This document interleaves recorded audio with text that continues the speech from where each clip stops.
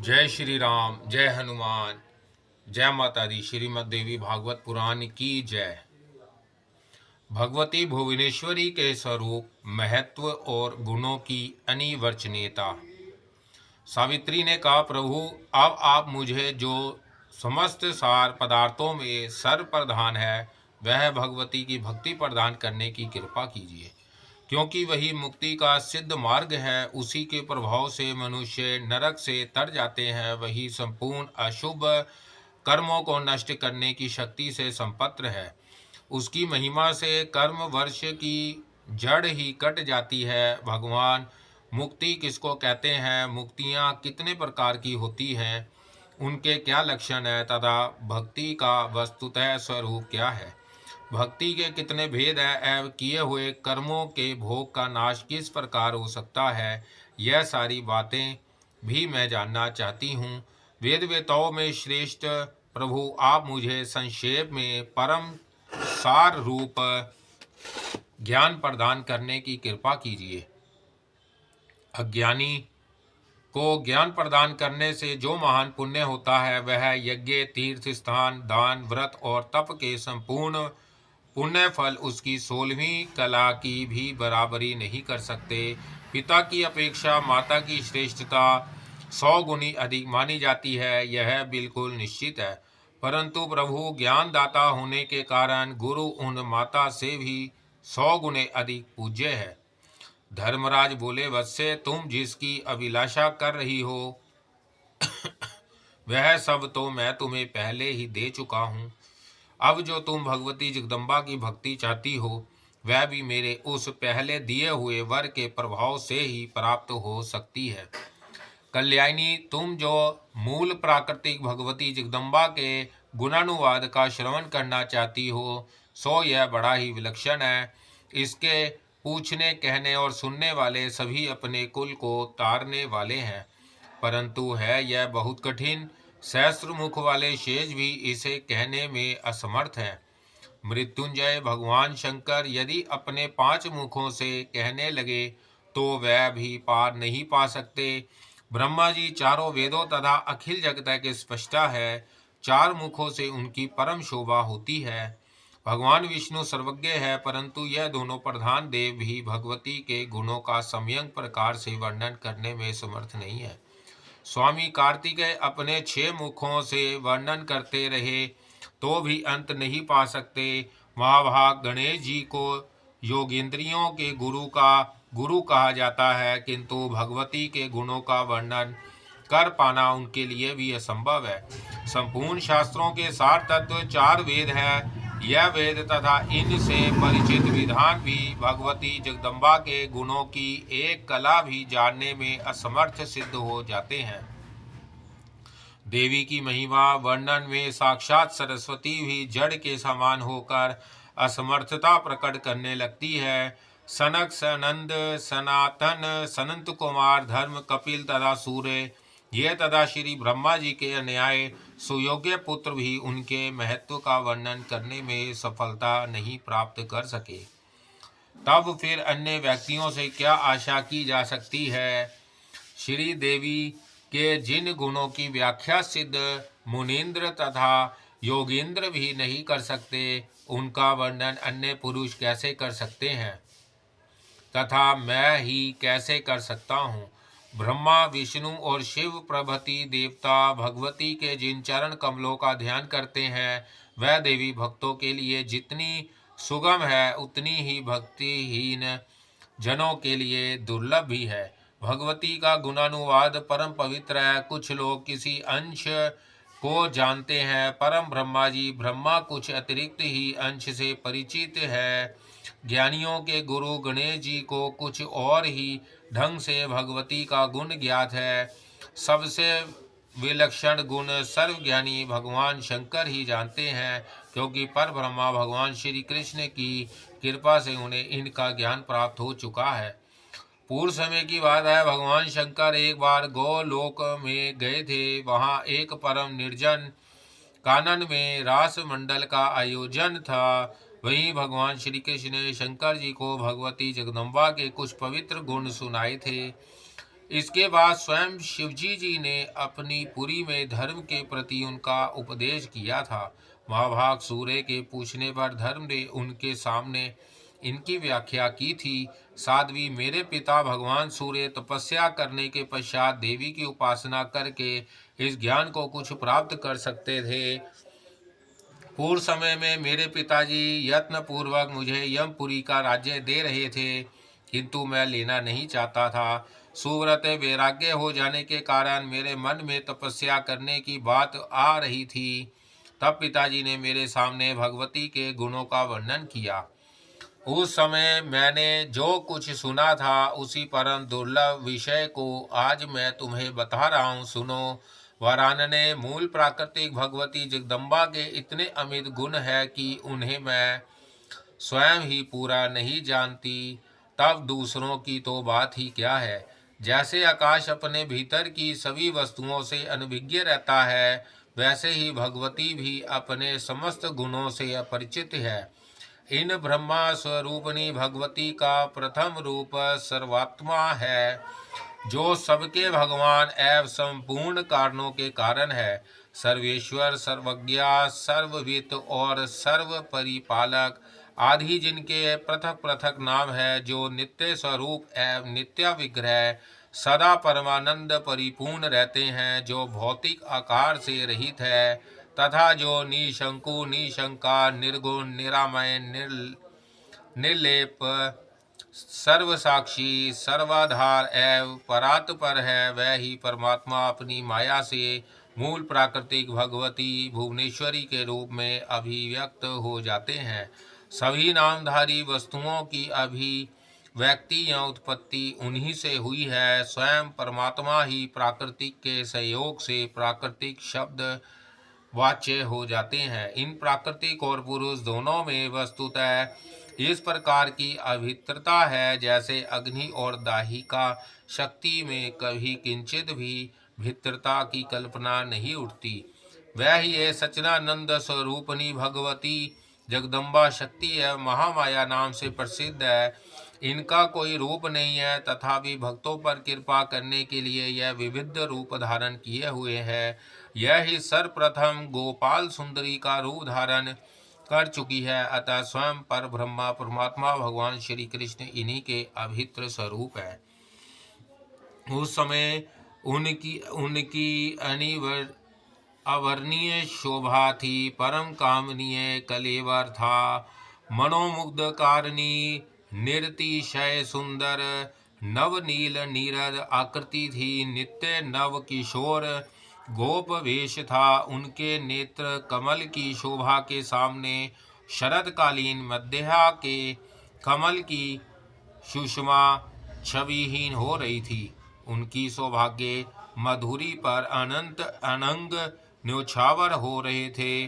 उनके मधुर मनोहर मुख चंद्र को देखकर शरदीय पूर्णिमा के कोटि कोटि कलाधर छिपे जाते थे। दिव्य अमूल्य रत्नों से रचित प्रभाकर प्रभामय आभूषणों से उनके सर्वांग अलंकृत थे। कटी प्रदेश परम प्रभावशाली पीताम्बर से सुशोभित था। सहज ब्रह्मा ज्योति से उनका श्री विग्रह उदासित था। उनके विशाल वक्ष स्थल पर दिव्य सुगंधमयी वनमाला लहरा रही थी। चंपा और मालती की मनोहर लताएं मालाएं घुटनों तक लटक रही थी। और स्थल पर कौस्तुभ मणि चमचमा रही थी। समस्त अंग कस्तूरी केसर और अगुरु मिश्रित दिव्य चंदन से चर्चित थे। वह शिव विग्रह मनोहर दिव्य चूड़ामणि से सुशोभित था। मुख पर मधुर मनोहर मुस्कान खेल रही थी। वह दोनों हाथों में मधुर मुरली लिए उसमें सुर भर रहे थे। मनोहारिणी दिव्य लीलाओं के तो साक्षात धाम ही थे। वह परम शांत और अनंत मधुर्य से युक्त श्री से संपत्र एवं श्री राधा रानी के परम प्रिय प्राण वल्लभ थे। रासमंडल के मध्य भाग में दिव्य रत्न में विशद सिंहासन पर विराजमान थे। प्रेम की मूर्तिमती प्रतिमा श्री गोपंगनाएं मधुर स्मित करती हुई उनके मुख सरोवर की ओर निर्निमेष नेत्रों से निहार रही थी। उनके अंग अंग से रस सुधा माधुरी का प्रवाह बह रहा था। वह श्री कृष्ण सभी के एकमात्र महेश्वर हैं। जगदाता ब्रह्मा उन्हीं का भय मानकर सृष्टि का विधान तथा कर्मानुसार संपूर्ण कर्मों का उल्लेखन करते हैं। उन्हीं के आज्ञानुसार देवता सबको तपस्याओं तथा कर्मों का फल देते हैं। उन्हीं के आदेश से भगवान विष्णु को सबका रक्षक माना गया है। वह उन्हीं का अनुशासन पाकर निरंतर रक्षा के कार्य में तत्पर रहते हैं। उनसे भीत रहने वाले कालाग्नि रुद्र द्वारा अखिल जगत का संहार होता है। जो ज्ञानियों के गुरु एवं मृत्युंजय नाम से प्रसिद्ध भगवान शिव है, वह भी उन्हीं को जानने से ज्ञानवान योगीश प्रभु परम आनंद से संपत्र तथा भक्ति या वैराग्य से संयुक्त है।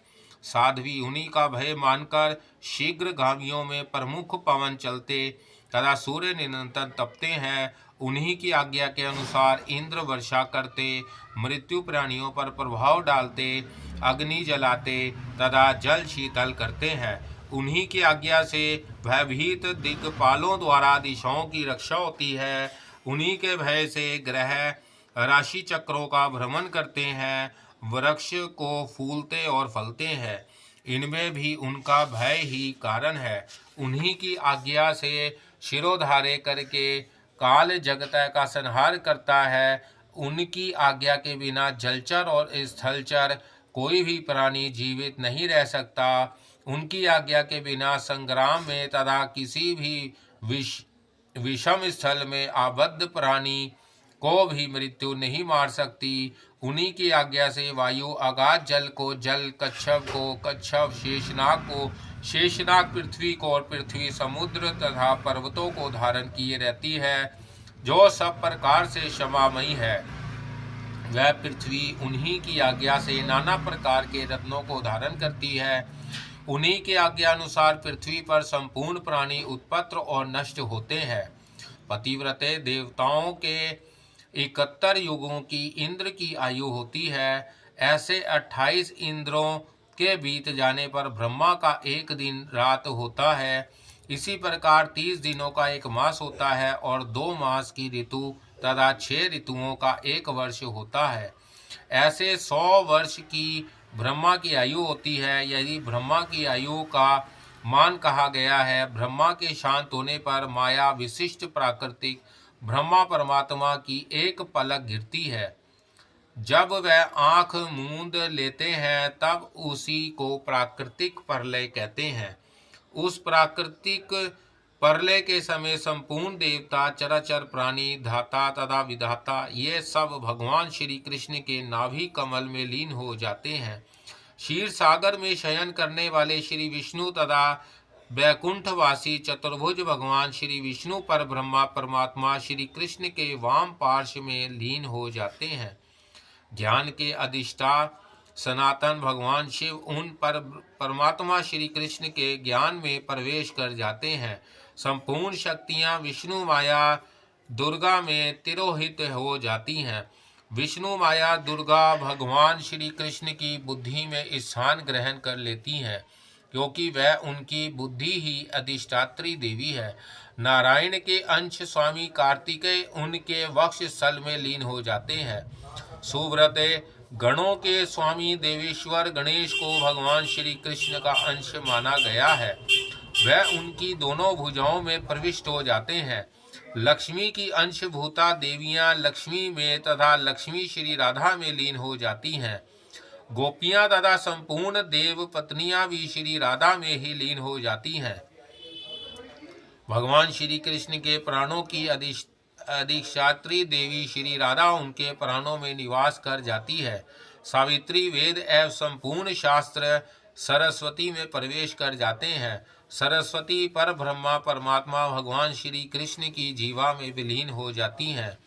गोलोक में संपूर्ण गो भगवान श्री कृष्ण के रोम कूपों में लीन हो जाते हैं। उन प्रभु के प्राणों में संपूर्ण प्राणियों के प्राणवायु, उनकी जठाग्नि में समस्त अग्नियों का तथा उनकी जीवा के अग्रभाग का जल का लय हो जाता है। वैष्णव पुरुष अत्यंत आनंदित हो उन भगवान श्री कृष्ण के चरण कमलों में लीन हो जाते हैं। सार के भी सार भक्ति रूपी रसमय अमृत को पीने वाले भक्त महान पुरुष भगवान श्री कृष्ण में लीन हो जाते हैं, क्योंकि वह उन्हीं के अंश है। महाविराट पुरुष उन्हें कहा जाता है जिनके रोम कूपों में संपूर्ण विश्व स्थान पाता है, जिनके आंख मीचने पर प्राकृत प्रलय हो जाती है तथा जिनके शयन करने के पश्चात पुनः सृष्टि का कार्य आरंभ हो जाता है। ब्रह्मा के 100 वर्ष व्यतीत हो जाने पर सृष्टि का सूत्र लय होता है। सुव्रते ब्रह्मा की सृष्टि और प्रलय की कोई संख्या ही नहीं है। जैसे पृथ्वी के रज कण की गणना नहीं की जा सकती, जिन सर्वात्मान प्रभु के पलक मरने पर प्रलय तथा शयन करने के पश्चात जिनकी इच्छा से पुनः सृष्टि होती है, वह पर ब्रह्मा भगवान श्री कृष्ण प्रलय काल उपस्थित होने पर उन मूल प्राकृतिक परात्पर स्वरूपा शक्ति में मिलकर एक हो जाते हैं। उस समय एक पराशक्ति ही रह जाती है, उसी को निर्गुण कहते हैं। उसी के विषय में वेद के ज्ञाता विधानों का कथन है कि सदेवेव मग्र असित, अर्थात वह ही ये पुरुष है जो सर्वप्रथम विराजमान थे। भगवती मूल प्राकृतिक अव्यक्त होने पर भी व्यक्त पद से संबोधित होती है। उसे चिदा ब्रह्मा से अभितृत्व प्राप्त है, अतः प्रलय काल में वह ज्यों की त्यों विराजमान रहती है। फिर ऐसे विशिष्ट गुणों से संपन्न भगवती जगदम्बा के गुणों का वर्णन करने के लिए अखिल ब्रह्मांड में कौन ऐसा पुरुष है जो सफलता प्राप्त कर सके। चारों वेदों ने मुक्ति के 4 भेद बतलाए हैं। उन सब में प्रभु की भक्ति को प्रधान माना है, क्योंकि इसके सामने सभी तुच्छ है। एक मुनि सालोक्य प्रदान करने वाली, दूसरी सारूप्य देने में निपुण, तीसरी सामीप्य प्रदान करने वाली और चौथी निर्वाण पद पहुँचाने वाली कही जाती है। भक्त पुरुष परम प्रभु परमात्मा की सेवा छोड़कर इन मुक्तियों की इच्छा नहीं करते। वह शिव तत्व, अमर तत्व और ब्रह्मा तत्व की भी अवहेलना करते हैं। मुक्ति सेवा रहित होती है और भक्ति में निरंतर सेवा भाव का उत्कर्ष होता रहता है। यही भक्ति और मुक्ति का भेद है। अब निषेक खंडन का प्रसंग सुनो। विधान पुरुष कहते हैं कि किए हुए कर्मों का भोग ही निषेध है, उसके खंडन का कल्याणप्रद उपाय तो यही है कि मूल प्राकृतिक भगवती श्री देवी की उत्तम सेवा की जाए। साध्वी, यह तत्व ज्ञान लोक और वेद में स्थिर है, अतः अवश्य तुम इस विघ्न रहित एवं शुभ प्रद मार्ग का सुख पूर्वक अनुसरण करो। इस प्रकार कहकर सूर्य पुत्र धर्मराज ने सावित्री के पति सत्यवान को जीवन प्रदान करके सावित्री को शुभ आशीर्वाद दिया। तत्पश्चात वह जाने के लिए उद्यत हो गए। उन्हें जाते देखकर सावित्री ने उनके चरणों में मस्तक झुकाया और उनके चरणों को पकड़कर वह रो पड़ी। उन परम उदार धर्मराज के विछोह के कारण वह दुखी हो रही थी। कृपा सागर धर्मराज सावित्री की यह स्थिति देखकर परम संतुष्ट हुए, साथ ही उनकी आंखों से भी स्नेह जल की धारा बहने लगी। उन्होंने सावित्री से कहा, धर्मराज बोले, सावित्री, तुम पुण्य क्षेत्र भारतवर्ष में बहुत वर्षों तक सुख भोगने के अनंतर उस लोक में जाओगी जहाँ स्वयं भगवती विराजमान रहती है। भद्रे, अब तुम अपने घर जाओ और भगवती सावित्री का व्रत करो। 14 वर्षों तक करने पर यह व्रत नारियों को मोक्ष प्रदान करता है। ज्येष्ठ मास के शुक्ल पक्ष में चतुर्थी तिथि को यह व्रत करना चाहिए। भाद्रपद मास के शुक्ल पक्ष में अष्टमी तिथि के दिन महालक्ष्मी का व्रत होता है। शुचि स्मृते यह व्रत 16 वर्षों तक करना चाहिए। जो नारी भक्ति पूर्वक इस व्रत का पालन करती है, उसे भगवान श्री हरि का परम पद प्राप्त हो जाता है। प्रत्येक मंगलवार के दिन मंगल प्रदान करने वाली भगवती मंगल चंडिका की पूजा करनी चाहिए। प्रत्येक मास के शुक्ल पक्ष में छठी के दिन मंगल प्रदा भगवती छठी देवसेना की उपासना करने का विधान है। इसी प्रकार आषाढ़ की संक्रांति के अवसर पर संपूर्ण सिद्धि प्रदान करने वाली भगवती मनसा की पूजा होती है। कार्तिक मास के शुक्ल पक्ष की पूर्णिमा तिथि को रास के अवसर पर भगवान श्री कृष्ण की प्राणाधिका श्री राधा की उपासना करनी चाहिए तथा प्रत्येक मास की शुक्ल अष्टमी के दिन मंगल प्रदान करने वाली भगवती दुर्गा का व्रत करना चाहिए। जो नारी पुत्रवती और सुहागिनी स्त्रियों, पुण्यमय पतिव्रताओं एवं यत्नों में तथा प्रतिमाओं में भगवती विष्णु माया, दुर्गाति नाशिनी दुर्गा तथा प्राकृतिक स्वरूपिणी भगवती जगदम्बा की भावना करके धन और संतति प्राप्ति के लिए भक्ति पूर्वक उनकी पूजा करती है, वह इस लोक में सुख भोग कर अंत में भगवती श्री देवी के परम पद को प्राप्त होती है। साधक पुरुष को चाहिए कि इस प्रकार देवी की विभूतियों का निरंतर पूजन करे, अथवा तुम निरंतर सर्व रूपा मूल प्राकृतिक श्री भुवनेश्वर की उपासना करो। इस परमेश्वरी की सेवा से बढ़कर दूसरा कोई भी ऐसा कार्य नहीं है जिससे प्राणी कृतकृत्य हो सके। इस प्रकार कहकर धर्मराज अपने स्थान पर पधार गए। सावित्री भी पति देव को लेकर अपने घर पर लौट गई। नारद यों सावित्री और सत्यवान दोनों जब घर पर चले आए, तब सावित्री ने अपने अन्य बांधवों से सारा वृत्तांत कह सुनाया। फिर वन के प्रभाव से क्रमशः सावित्री के पिता पुत्रवान बन गए। उसके ससुर की आंखें ठीक हो गई और वह अपना राज्य पा गए। सावित्री स्वयं भी बहुत से पुत्रों की जननी बन गई। उस पतिव्रता सावित्री ने पुण्य भूमि भारतवर्ष में अनेक वर्षों तक सुख भोग किया। तत्पश्चात वह अपने पति के साथ भगवती भुवनेश्वरी के लोक में चली गई।